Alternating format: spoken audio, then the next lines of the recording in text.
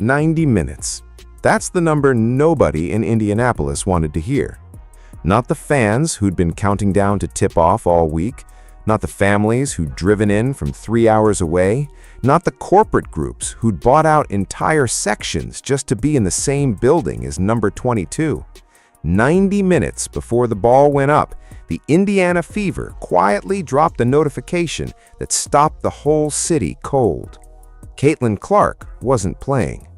No warning the night before, no update that morning, no press conference, no heads up, no courtesy call to the tens of thousands of people who had structured their entire Tuesday around being inside that arena. Just a last-minute scratch and a two-word explanation that raised more questions than it answered. Back issue. And here's the thing that makes this story so much bigger than one missed game. This wasn't a one-time slip. This wasn't a front office having a bad week. This was a pattern, playing out in real time in front of a national audience that was already watching Indiana more closely than it ever had before. The league noticed, the media noticed, and now the question that every serious basketball mind is asking out loud isn't just about one injury report. It's about whether the organization that got rich off Caitlin Clark even knows how to take care of her. Because Saturday night, she walks back onto the floor on national television. The whole country tunes in, and the people whose entire business model depends on her being healthy, available, and spectacular still haven't given anyone a straight answer about how they plan to keep her that way. Herb Simon has built a Hall of Fame legacy on the back of decades in professional basketball. He has 24 hours to prove that legacy means something to the most important player his franchise has ever seen. The number that should be hanging in every conversation about the Indiana Fever right now is $560 million. That's the current estimated value of the franchise, according to Sportico. And before you move past that figure, you need to sit with where it came from, because the contrast is almost impossible to believe.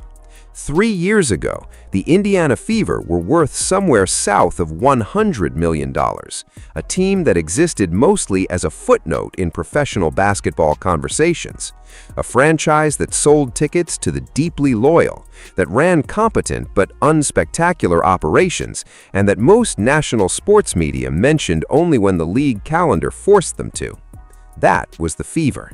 Under $100 million and fading into the background of a league that itself was still fighting for mainstream attention. Then, one draft pick changed everything. One player walked into Indianapolis and the entire financial architecture of the franchise rearranged itself around her.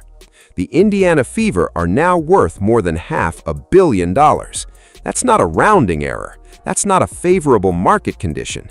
That's a 500% valuation driven almost entirely by the presence of one human being. And every serious sports business analyst who has looked at those numbers says the same thing. This is Caitlin Clark's doing. Full stop. You want to understand exactly how she did it? Look at the attendance numbers first. She didn't just sell tickets, she broke the WNBA's single-season attendance record by more than 90,000 fans. Not edged it, not nudged the needle, shattered it by nearly 6 figures worth of human beings who showed up specifically because she was playing. That kind of attendance movement doesn't happen in professional sports.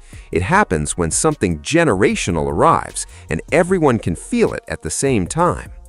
Then look at the broadcast picture. Estimates have consistently placed Clark's individual contribution at somewhere close to half of the entire WNBA's television value. Half! One player on one team in a league with a dozen franchises, accounting for roughly half the broadcast interest that keeps the whole operation funded and visible. Networks weren't buying WNBA packages because of the product in general. They were buying them because Caitlin Clark was going to be on screen, and viewers were going to follow. Sponsors understood this, advertisers understood this, the entire sports media ecosystem understood this, and they priced accordingly. So the Fever went from a quiet regional franchise to a $500 million asset in the time it took one player to finish her rookie season. And now, here's the question that the current situation forces you to ask. What exactly does $500 million buy the player who created it? Because right now, based on the evidence in front of us, the answer appears to be a botched injury report and a formal warning from the league. If that's what 500% growth gets you, something has gone deeply structurally wrong inside that organization, and the people running it need to answer for it. The mechanics of what happened on May 20th are worth walking through carefully because the details matter, and each one is worse than the one before it. The Indiana Fever were scheduled to host the Portland Fire. The building was sold out. This was not a surprise. Clark had been selling out arenas all season, home and away, in the way that only the biggest names in American sports can. Fans had tickets, fans had travel plans, fans had childcare arrangements and dinner reservations, and early alarm clocks set for the next morning because they'd be getting home late from a game they'd been looking forward to for weeks. That's the baseline. That's who was walking through those doors when the news hit. The WNBA has a rule about injured players, and it is not complicated or ambiguous. If a player's availability is in question, that information goes on an official injury report by 5 p.m. the day before the game.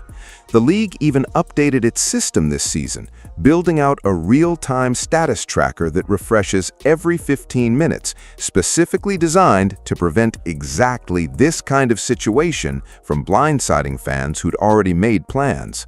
The system exists. The rule exists. The Fever knew both of them. And the night before the Portland game, Clark's name was nowhere on the injury report. She was listed as available. The building filled up accordingly. Then, approximately 90 minutes before tip-off, the scratch came through.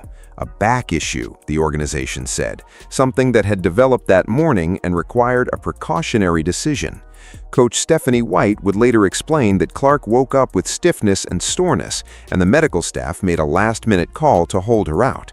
Maybe that's exactly how it happened. Maybe the timeline is precisely as innocent as the coaching staff described. But here's what no explanation changes. Thousands of people had already walked through those turnstiles. Thousands more were in the parking lot or on the highway. The arena that reporters described as buzzing before tip sat noticeably half-empty by the time the ball went up, because enough fans had made the calculus that watching the Fever without Clark wasn't worth the seat they'd paid for. The empty sections told the story that the press release couldn't. And the WNBA agreed. The league office reviewed the situation, looked at the timeline, measured it against the reporting requirements that every franchise in the league is expected to follow, and issued the Indiana Fever a formal warning. Not a fine, not a suspension, a warning, which, in the language of professional sports governance, is the league's way of saying publicly on the record that this was handled incorrectly and it cannot happen again. For the franchise that is supposed to be the crown jewel of the league's current moment, that warning landed like a thunderclap. The team, built around the most important player in women's basketball history, drew a public rebuke from the very organization it operates inside. The optics were bad. The reality was worse. Because the rule isn't buried in fine print. The rule isn't subject to interpretation. Injured players go on the report. If something changes, you update the report. The real-time system refreshes every 15 minutes for exactly this reason. The Fever had every tool they needed to handle this correctly, and they still didn't. That's not a mistake born of ignorance. That's a mistake born of something else entirely, and the city of Indianapolis deserves a straight answer about what that something else actually is. When reporters got to Caitlin Clark after the situation became public, they asked her the direct question, "Who made the call to hold you out?" And her answer was not what anyone in that front office was probably hoping she'd say. She didn't point at the training staff. She didn't redirect toward the coaching room. She said the decision came down to her own read on her body and her confidence in what it could handle on a given night. She was measured about it. She was honest in that way she always is, the kind of honesty that makes everything she says land harder than a prepared statement ever could. She talked about soft tissue injuries and what they do to a player mentally, about how the challenge isn't just physical recovery, but the internal process of trusting your legs again when you know what happens if something goes wrong. You have to understand what's underneath those words if you're going to understand why the whole city went quiet when she said them. Last season, soft tissue injuries took most of the year from her. She played a fraction of the games on the schedule. She watched an entire playoff run from the bench, suited up but unable to go, while the team she'd carried to relevance competed without her. For a player who had never missed a game in college, who had suited up every single night as a rookie, regardless of what her body was telling her, sitting out wasn't just physically painful, it was psychologically unfamiliar territory, and she has never pretended otherwise. When she talks about confidence in her body now, she's not reaching for a convenient excuse. She's telling you exactly what's at stake for her personally every time she makes the call to play or sit. And then, in the middle of all of that honesty about her own vulnerability, she said the thing that every Fever fan and every Clark follower needed to hear. She wants to play every game, all 44 on the schedule. The resolve, she made clear, has never wavered.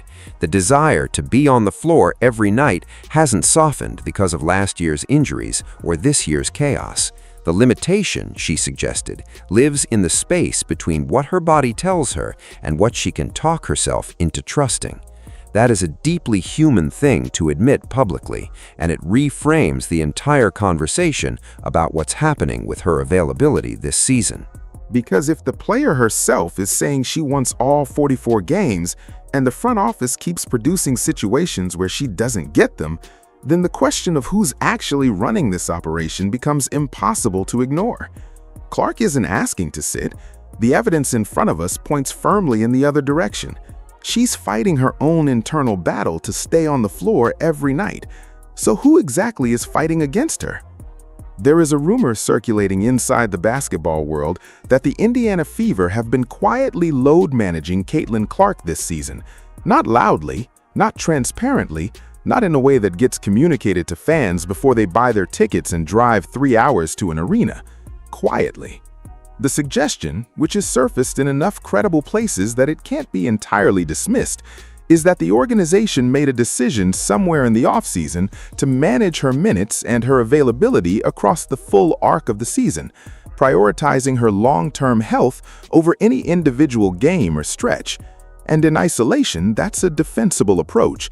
Athletes get hurt, soft tissue injuries compound, the playoffs matter more than a random Tuesday in May. Except Coach Stephanie White has flatly denied it. Load management, she has said, is not the plan. There is no quiet strategy to rest Clark through regular season games. The coach is on the record, clearly and without obvious ambiguity, saying this is not what's happening. Fine, take her at her word. But if that's true, then the situation that remains is somehow more troubling, not less. Because then you have a player who says she wants to play every night, a coach who says there's no plan to hold her out, and a franchise that keeps producing 90-minute scratches with no injury report the night before. Those three things cannot all be true simultaneously. One of them is wrong. And whichever one it is, the fans who bought those tickets and filled those parking lots deserve to know which one. The load management debate in professional sports is genuinely complex. Teams have learned, often through painful experience, that grinding a star player through every regular season game at full intensity is a short-term strategy with long-term consequences. The NBA has navigated this conversation for years. The WNBA, with its shorter season and smaller rosters, faces versions of the same tension. There are legitimate arguments for protecting a player like Clark from herself, from making the institutional decision to pull her back on nights when her body is questionable, even if she'd push through it given the choice. Those arguments exist. Smart basketball people make them. But those arguments require transparency to function honestly. They require a front office willing to say publicly, here is our approach, here is how we're thinking about the season, here is what we're trying to protect and why. What they cannot coexist with is a 90-minute scratch, an empty arena, a formal league warning, and a coaching staff that simultaneously denies the whole framework. You cannot manage a player quietly and then act surprised when the silence becomes the story. And right now, the silence from the Indiana Fever front office is deafening in a way that raises questions far beyond any single missed game. Here's what Caitlin Clark is walking into right now, and you need to hold this picture in your head when you think about everything that's happened over the last 2 weeks. The Fever are on the road at Chase Center in San Francisco. Golden State is not a gentle opponent or a forgiving venue. It is loud, physical, and hostile in the way that only a building full of passionate fans who've watched championship basketball for a decade can be. Clark and the Fever just went toe-to-toe with that team in a game that tested everything this roster has. Then, fewer than 48 hours later, they turn around and do it again. 2 road games in 3 nights, 2 hostile crowds, back-to-back pressure situations in buildings where the energy is designed to make visiting teams uncomfortable. And then Saturday night arrives, national television, CBS. The full country tuned in to watch the player who carries this league more than any other active athlete carries theirs. The same young body that the WNBA just warned the Indiana Fever from mishandling is now the centerpiece of the league's biggest regular season broadcast of the year. Every network executive who negotiated for that time slot, every sponsor who bought into that broadcast, every casual fan who sets a reminder on their phone because they want to see what number 22 does on Saturday night, all of them are operating on the assumption that she's going to be there. This is the exact stretch of the schedule where a front office with a real plan would be out front, where a competent organization would step to the microphone and tell its fans and the league and the national media exactly how it intends to carry its most important player through 2 road games in 3 nights, followed by a national television appearance. You'd want to know what the medical staff is doing. You'd want to know what the load looks like in practice this week. You'd want to know whether there's a protocol in place for the specific kind of soft tissue vulnerability she's been dealing with, and how the organization is monitoring it in real time. Instead, what Indiana has offered is silence. The kind of organizational silence that isn't neutral. It's its own statement. It says, we don't feel obligated to explain ourselves to the people who fund this franchise with their ticket purchases and their television viewership and their merchandise dollars. And the player who said she wants all 44 games is left to absorb whatever comes next on her own body in someone else's building while the whole country watches and her front office says nothing. You don't have to live in Indiana or bleed fever blue to understand how badly this is being handled. Listen to the voices that have been arriving from outside the city over the last several days, because the national reaction to what's happening in Indianapolis has been sharp and it's been consistent. One prominent basketball analyst put it in terms that cut straight through every diplomatic hedge. If this were an NBA franchise, she said, and the face of the league was a healthy young superstar who kept getting scratched 90 minutes before tip with no injury report the night before, people in that front office would already be out of a job. That's not a Fever fan venting frustration. That's a respected voice in professional basketball telling you that the standard being applied inside Herb Simon's building would be disqualifying in any comparable operation. And the contrast becomes even sharper when you look at what Clark is actually doing on the floor when she's allowed to play. She's not limping through a lost season. She is not a diminished version of herself protected by institutional caution for good reason. She is playing at an elite level right now, the kind of level that makes every organizational misstep around her feel more absurd by comparison. Top 3 in the entire league in scoring. First in assists, and not barely first, genuinely and clearly first, leading a statistic that reflects basketball intelligence and court vision at the highest level. She already holds the record for the most 20-point-10 assist games in WNBA history. The record isn't from last season or the season before. It's being built right now, in real time, in the middle of all this organizational chaos. She's tracking as a serious MVP candidate, sitting second in the race behind only A'ja Wilson, who is one of the greatest players this league has ever produced. Finishing second to A'ja Wilson in an MVP conversation is not a disappointment. It's a statement about how elite Clark's current level of play actually is. Nobody load manages a player performing at those numbers for her own protection. Nobody pulls a player off the floor for precautionary reasons when she's setting historical records in her 20s, at the peak of her physical and competitive powers. What's happening with Clark's availability isn't about protecting greatness. It's about an organization that hasn't figured out how to manage greatness, and the difference between those two things is enormous. To be fair, not every voice in the basketball world has come down on the same side of this. A respected college coach offered a counterpoint that deserves honest consideration. When you've got a player who draws the kind of attention Clark does, the argument goes, you have to protect the long game. One night isn't worth the risk if there's genuine uncertainty about her body. You don't trade a full season for a Tuesday in May. That's a real argument. It's a position that reasonable people reach when they look at the same facts from a different angle. But even that argument, in its most generous form, demands transparency. It demands that the organization choosing to protect the long game tells its fans it's doing so, tells the league it's doing so, and doesn't allow a sold-out arena to go half-empty because nobody bothered to update the injury report. Protecting the long game and botching the communication are not the same decision. The Fever managed to make both simultaneously. Let's talk about the man whose name is on all of this, because Herb Simon is not an incidental figure in professional basketball. He is one of its defining ones.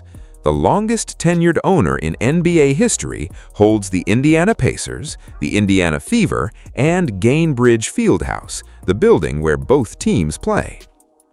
He has operated in professional basketball for so long that his institutional memory stretches back to eras that younger executives know only from textbooks. He was present at the formation of the WNBA itself, one of the founding figures who made the decision that a women's professional league was worth building and worth funding, when plenty of voices in the sport said otherwise. And in 2024, the basketball world gave him its highest recognition. He was enshrined in the Naismith Basketball Hall of Fame, specifically honored for his contributions to growing the game in America across more than 40 decades.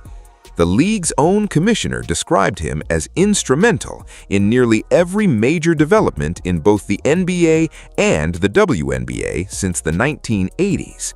That's not a ceremonial tribute. That's an acknowledgement that Herb Simon has been in the room, making decisions that shaped professional basketball for longer than most of the current players on his roster have been alive. Which is exactly why the current situation creates such a painful contrast. The man honored for building the women's game now owns the franchise that issued a botched injury report for the most important player the women's game has ever produced.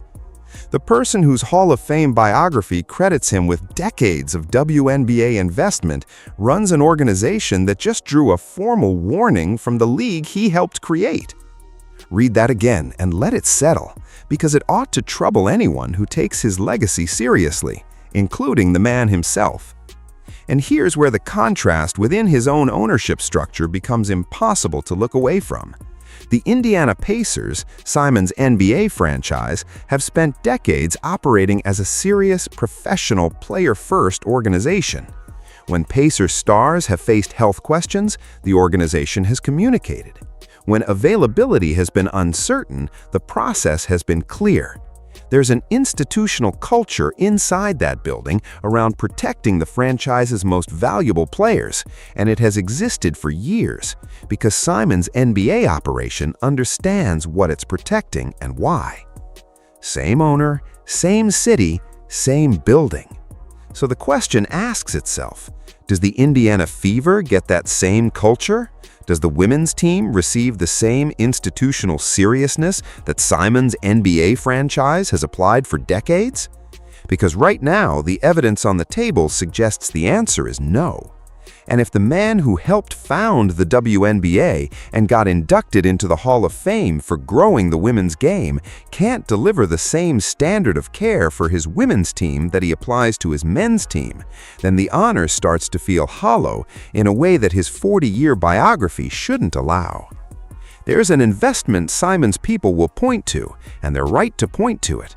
A $78 million training facility, the most expensive dedicated WNBA training complex ever built, is currently under construction. When it opens in 2027, it will be a genuine statement about the seriousness of the organization's commitment to its women's team. That investment is real, it's meaningful. It reflects a decision to spend at a level that most WNBA owners haven't been willing to match. That deserves acknowledgement. But a building that opens in 2027 does nothing for the body being scratched 90 minutes before tip-off in 2026. Concrete and steel and a ribbon-cutting ceremony and a press release about the future of women's basketball in Indianapolis mean absolutely nothing to the thousands of fans who drove to that arena on May 20th and drove home without seeing the player they came to watch. You do not protect a generational athlete with a hard hat and a groundbreaking photo. You protect her with a plan, with clear communication, with an injury reporting process that respects both the player and the people who invest their time and money to support her. And right now, nobody in Herb Simon's organization has shown the city of Indianapolis or the league or the national audience that such a plan exists. Saturday night is not an abstraction. It's a specific moment with specific audience and specific stakes that extend far beyond one regular season game. CBS has the broadcast. The country is tuned in. Every casual fan who has heard Caitlin Clark's name and wondered what the WNBA actually looks like right now, every sports media personality who has been following this story, every advertiser who paid for time during that broadcast on the assumption that the league's biggest name would be on the court, all of them are pointed at Indiana. The Indiana Fever and the Portland Fire, national television, the whole thing. And the same organization that just got warned by the WNBA, that has watched its national media coverage shift from celebration to concern, that has produced back-to-back last-minute scratches without adequate explanation, that has offered silence where transparency was required, that organization will make the call. Clark will be on that floor Saturday night, or she won't. If she plays, great. But the question of how she got to game night without the front office communicating anything useful to anyone remains. If she doesn't, then the story that's been building all season reaches a volume that not even a Hall of Fame owner and a $500 million franchise valuation can absorb quietly.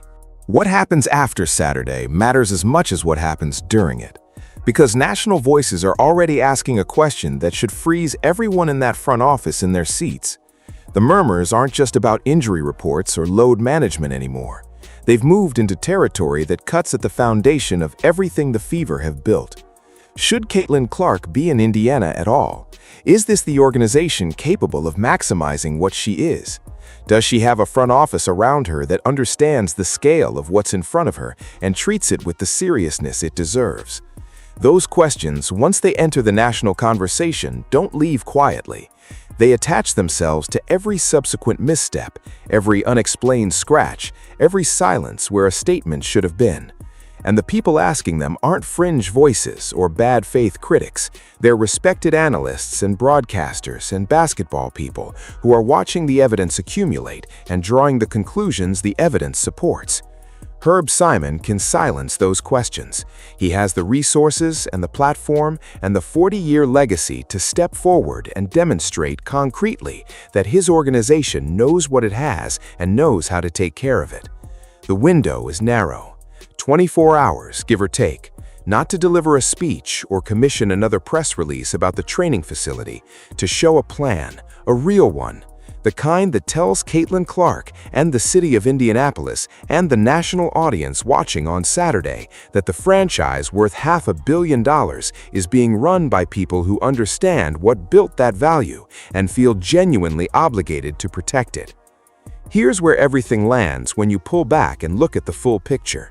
The Indiana Fever have the most important player in the history of their franchise, possibly the most important player in the history of their league, playing at an MVP level in the middle of a season where the whole country is paying attention. They have an owner with a Hall of Fame legacy, a 4-decade commitment to women's basketball, and the financial resources to build a world-class infrastructure around her. They have a coach who says the right things publicly, and a player who has been nothing but honest about what she needs and what she wants. All of that should add up to one of the great organizational moments in WNBA history. Instead, it adds up to a formal warning from the league, a half-empty arena, a 90-minute scratch, and a national conversation that has shifted from how great is this going to be to can they actually handle it? That shift is not inevitable. It was not forced by circumstances beyond anyone's control. It happened because a specific set of decisions was made inside a specific building, and those decisions reflected a front office that hasn't yet risen to the level of the player it's supposed to be protecting. Clark herself has been the steadiest thing in the middle of all of it. She's been honest about her body and her fears and her desire to play every night. She's competed at an elite level when she's been on the floor. She's handled the chaos around her with a composure that makes the organizational chaos feel even more stark by comparison. She's doing her part. The question is whether the organization around her is going to do theirs. Because the player who turned a sub-$100 million franchise into a $500 million asset didn't do it by half measures. She did it by showing up night after night and being extraordinary in a way that moved the entire sport forward. She earned the kind of protection and transparency and organizational seriousness that any asset of that magnitude would receive in any comparable professional sports operation. She earned it on the floor. She earned it with the attendance records and the broadcast numbers and the merchandise sales and the sponsorship deals and every dollar of that 500% valuation jump that Herb Simon gets to point to when he talks about how the Fever have grown. What Caitlin Clark hasn't earned is a botched injury report, a formal league warning, an arena that goes half empty because her availability wasn't communicated until 90 minutes before tip, and a front office that offers silence where a plan should be. She hasn't earned any of that, and Indianapolis deserves better than to watch it happen in their city, to their team, to the player who put both of them on the national map in a way that neither had managed on their own. Saturday night is coming. The cameras are pointed at Indiana. The question the whole country is really asking isn't whether Caitlin Clark is going to be on the floor. It's whether the people responsible for putting her there have finally figured out what they're doing. And if Herb Simon spent 40 years helping build the women's game only to fumble the moment it reached its highest point, that's not just a bad week for the Indiana Fever. That's a legacy question that follows a Hall of Famer home long after the cameras go dark. So tell me what you think. Does the Indiana Fever front office deserve the benefit of the doubt here, or has the pattern gone on long enough that something needs to change at the top? Because the clock on that question is already running, and Saturday night doesn't wait for anyone.